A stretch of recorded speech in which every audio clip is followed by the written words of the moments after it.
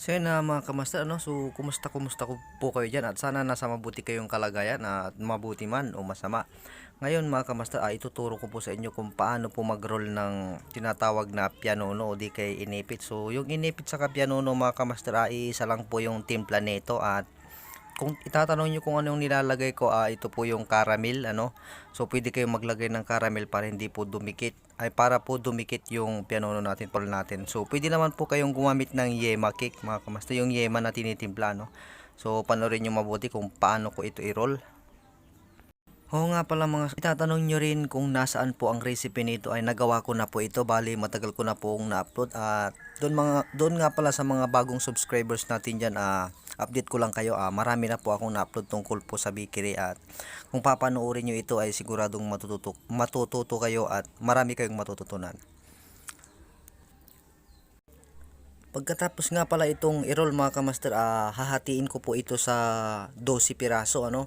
So kung itatanong nyo sa akin kung magkano ang kung magkano natin ibibenta, ay 5 pesos to 4 pesos, ano. Kapag bago lang po tayo sa bakery, kailangan pag nagpresyo tayo yung sakto lang, yung hindi sobrang mahal, hindi rin sobrang mura. Yung pag kininta natin yung gastos natin ay kumita na tayo ay okay na po yun kung magkano yung ipipresyo natin at kailangan yung kayang-kaya lang ng tao, hindi yung sobrang mahal mga kamaster, no? Kasi baka malugi tayo sa sobrang mahal ng natin, presyo ng bakery natin. Dahil sa bakery mga kamaster, mas okay yung kumikita ka ng maliitan na marami. Ibig kong sabihin mga kamaster, mura yung tinapay mo pero maraming bumibili. So sana maintindihan nyo ang ibig kong sabihin, kasi mayroon naman ibang bagay na pwede kang kumita na konti lang pero malalaki. So hindi po maganda dito sa bakery yun. Mas maganda sa bakery ay yung kumikita ka ng maliit pero marami. Ang maliit mga kamaster, kapag inipon natin yan ay lalaki rin yan. Yun ang pinakamaganda sa bakery. Kasi yung iba pinipili ng mga tao ay yung simple, yung sakto lang sa budget nila at sakto lang din sa bulsa nila. So panoorin nyo mga kamaster.